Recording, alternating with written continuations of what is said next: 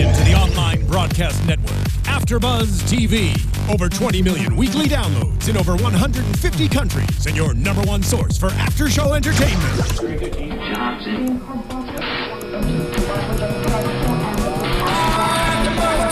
AFTERBUZZ TV, the destination for TV superfans, producing after shows for over 300 of your favorite TV shows, interviewing celebrities and showrunners, and bringing you behind-the-scenes exclusives. All thanks to E! Entertainment's Maria Menounos, producer Kevin Undergaro, and internet leader Akamai.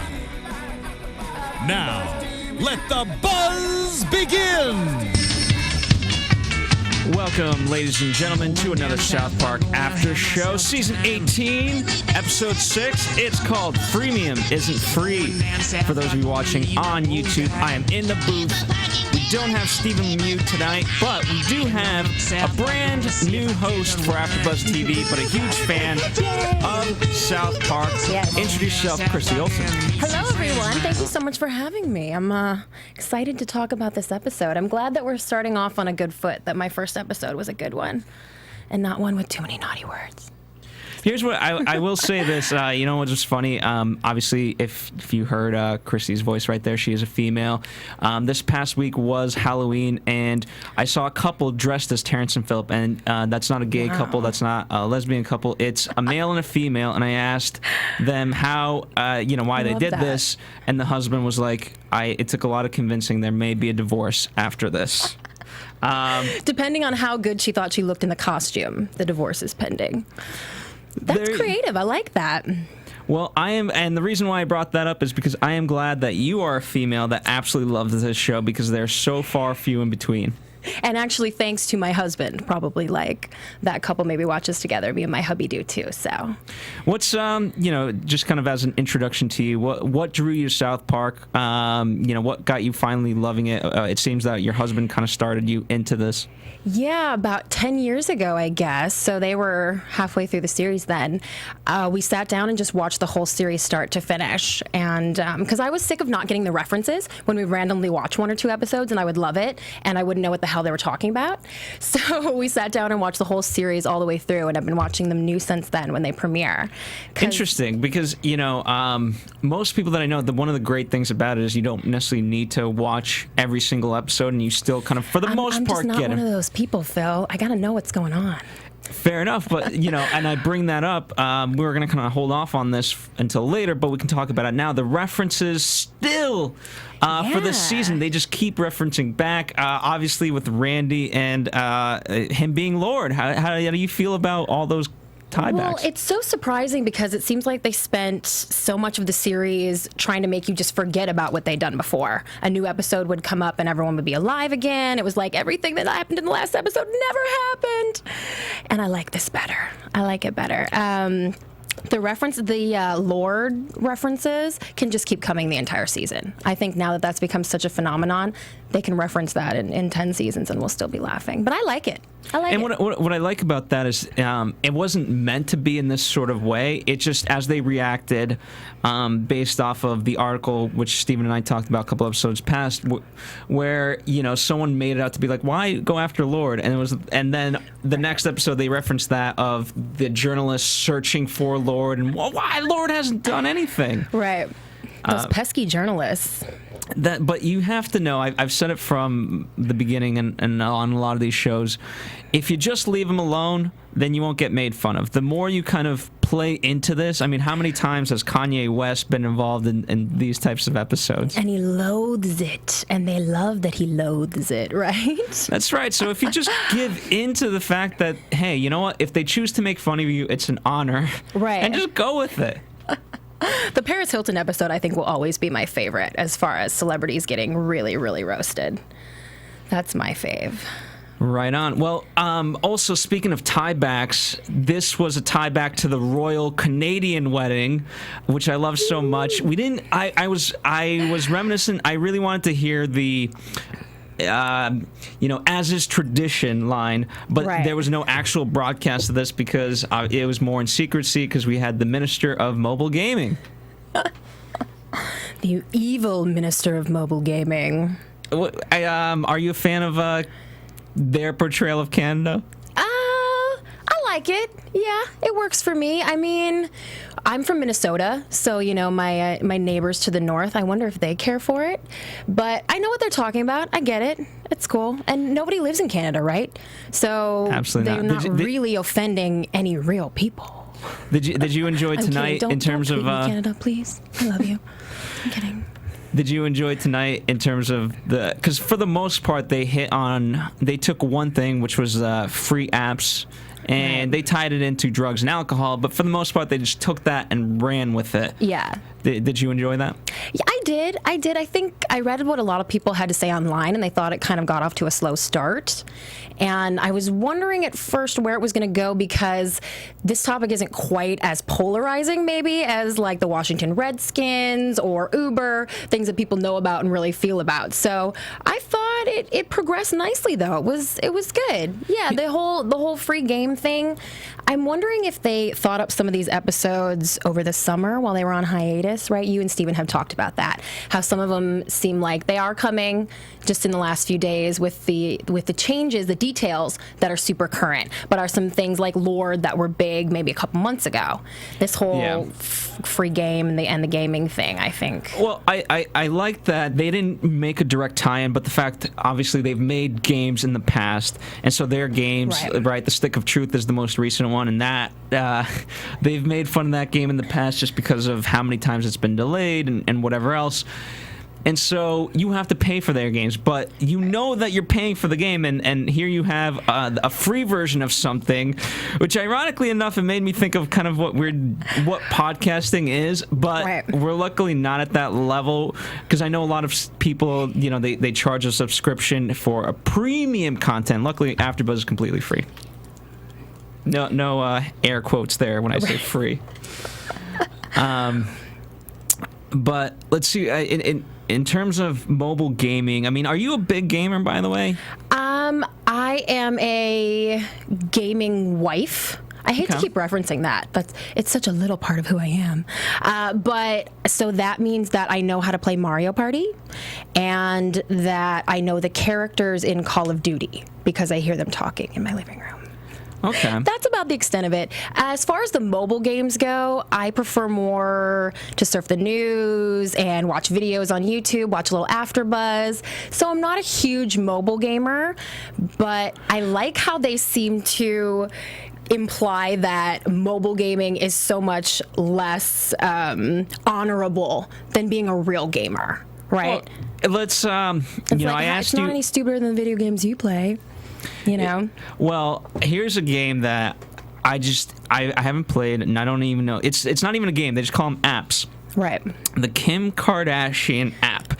Could there be a better example of freemium than the Kim Kardashian app, which you, before we went on air, said that you have at least dabbled in?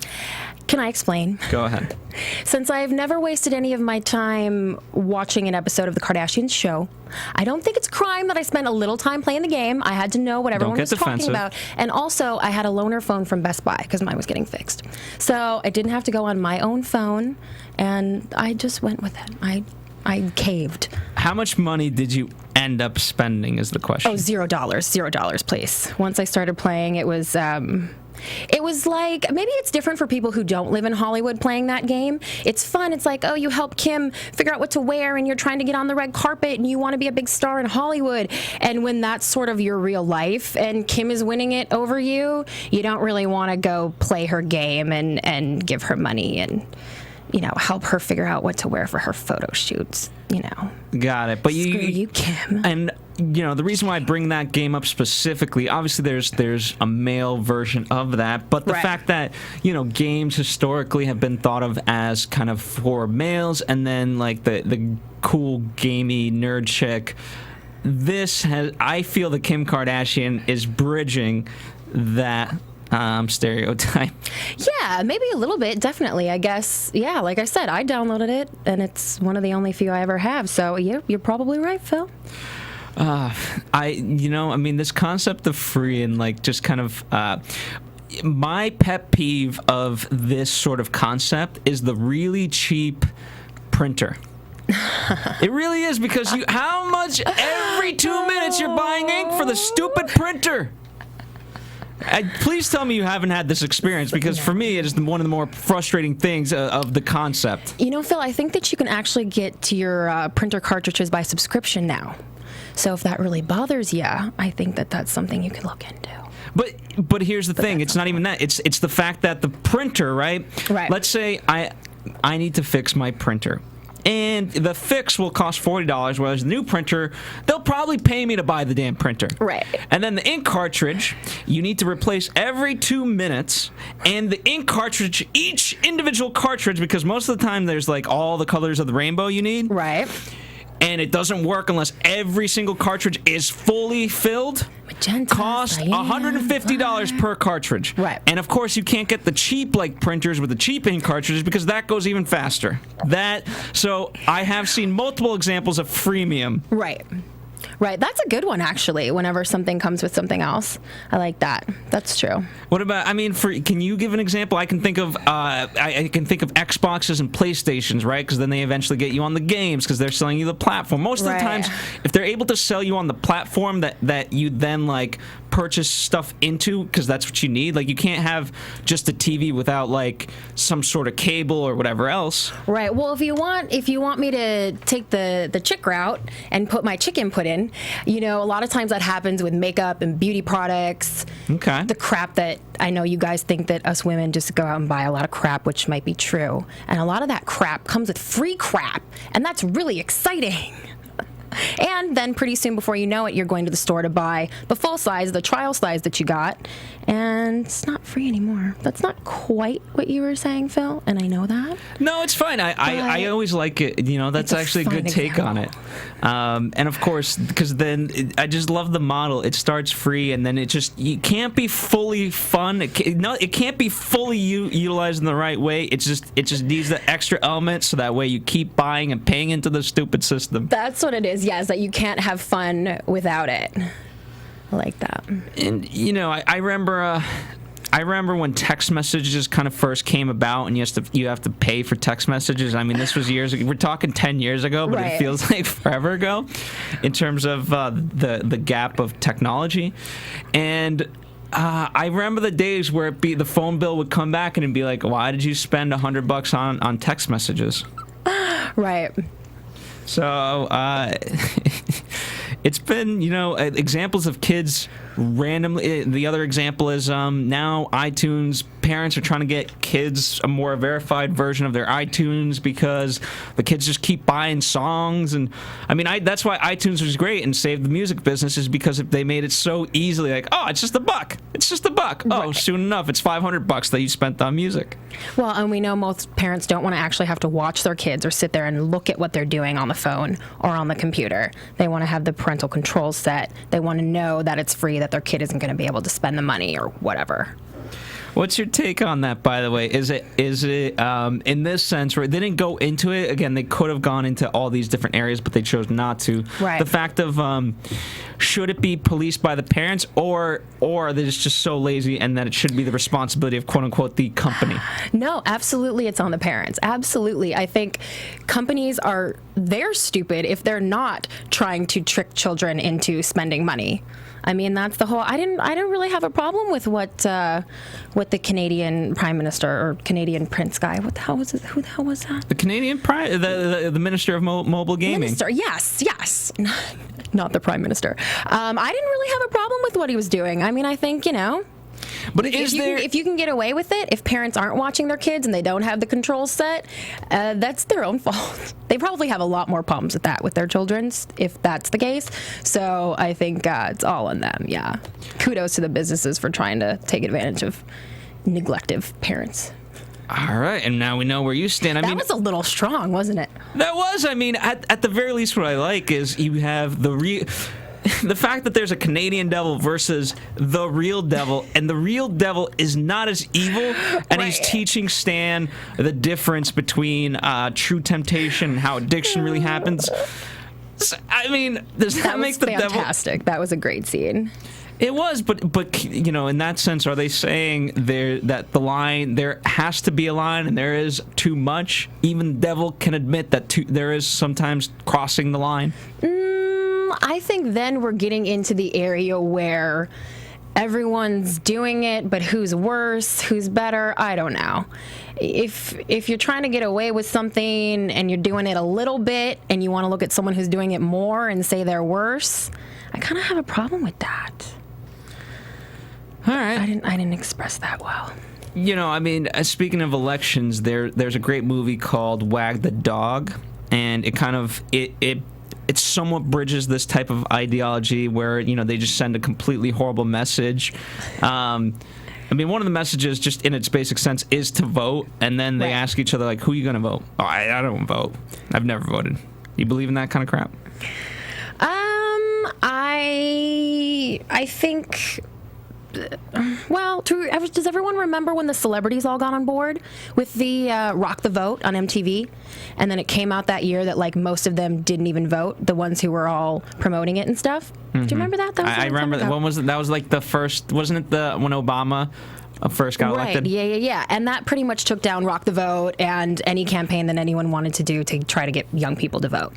So that's pretty terrible. It's not shocking that people would promote something and then not back it up.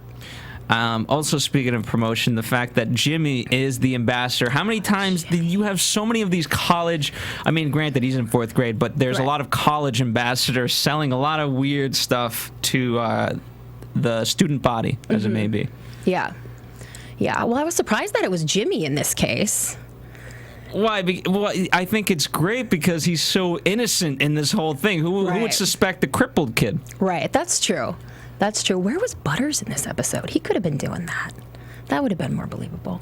I think he would have been sucked into this. Again, if people are dumb enough, I mean, you knew right away when Jimmy came up in the first scene of the show and started talking about the game, you knew that he was pushing it. You knew he had a motive. And if someone isn't smart enough to go, hey, what's your motive? Oh, you're being paid to tell me to play the game? Well, then screw it. I'm not going to play the game. Then they probably should just go play the game. They'll probably enjoy it. Okay, so you are... I think I'm learning a lot about you just in this one episode. You are of the mindset that if you are an right, because they did this episode, I forget, I think it might have been called the Virgin Mary or something like that. If you are an alcoholic, remember Randy had that disease and he had to cut to the front of the line because he was quote unquote an alcoholic. Yeah. And so, do you just not feel bad for anyone with any sort of disease? Or addiction, let's say addiction specifically, not to put you on the spot. Not that I don't feel bad for them, but I think there's a lack of people taking responsibility for their own actions, and that's part of what they were saying in this too, is, I mean, people have to speak up, or, speak up for themselves and say, like, well, I gotta do it. I did it. I've done it. It's done. I'm sorry, whatever. I want to make a true Tory reference, but nobody who's watching the South Park show is going to get that, so that's why I fumbled my words. Got it. By the way, I really love, just kind of taking a side note, the animation in this, the battle between Canadian Devil and the Devil, they really went to a whole nother level. It continues to progress in the best of ways. Do you wish that they would have spent a little less time at the beginning explaining all the freemium game stuff and spent a little more time on that final scene? They typically never do. I mean, remember when Kenny passed away? It was the fight between heaven and hell, right? And it was the punchline was you never actually saw anything, but this was better than the final battle of Lord of the Rings, but you never saw it. Right? Yeah. Yeah, it was that kind of a thing. I mean, for me, I actually enjoy when they explain the science of something. Remember, I believe it was last season, A Cause for Applause, and they went into that whole thing. Right. Remember that little bit? Yeah. And then just even the gluten-free stuff, which, by the way, that was another reference in tonight's episode. Mm-hmm. I really liked when, I forget the terms that they were using, but,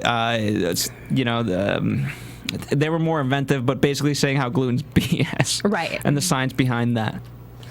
Yeah, well, and I think we all thought we were learning something, right? You sit down and you start listening, you're like, wow, really? Is that what a gluten is? But we weren't. We weren't just laughing. But it actually, I mean, it's some sort of weird way, there's a stupid science behind it. Right. The fact that they're actually able to come up with that explanation, as absurd as it may be, still is funny. And in this sense, the freemium games, I mean, Bitcoins, I think they're called. Unfortunately, we don't have Steven. Steven's the more resident expert on all this stuff. But there's a lot of fake currency out there that equates to real currency. Right. I mean, you have people buying on this on eBay. Money. Right. So that you forget you're spending real money. Indeed. So, is there anything else? I mean, a lot has happened in this episode, but as I said, it's kind of all that one note. What's your favorite moment of the episode? Why don't we go there? Phil? Yes. It's not a glass of wine. It's 6. It's called a tasting, and it's classy. All right? And I've been waiting my whole life for a line like that to use, so thanks. I mean, that was brilliant. I like the fact that it was such a... It was almost a non sequitur, but it tied in so well with kind of just addiction and just, proving his point. And, right. And the real devil, how he, we all have these holes we're trying to fill and we justify them. And it's funny because obviously, we do each have a hole that we're trying to fill, but he's trying to fill a different type of hole. Right. And you're going to get addicted, so you really can't enjoy anything. So, because you're going to get addicted, so. So why bother? Right? Elegantly cultured with the smorgasbord. I don't know. This one had some great one-liners. What else was a favorite of yours? The white Zinfandel sipping sprint. I mean, it's competitive. I thought Randy's whole attitude towards his alcoholism was just fabulous. It was very Hollywood, actually. I didn't mind it. I think, if you're gonna drink your wine out of a trophy that you got for drinking wine, how much of a problem can you really have? I guess we'll agree. So one of the things that Steven and I do is kind of, since we can't quite do predictions as we would normally do, even though I'm going to play it.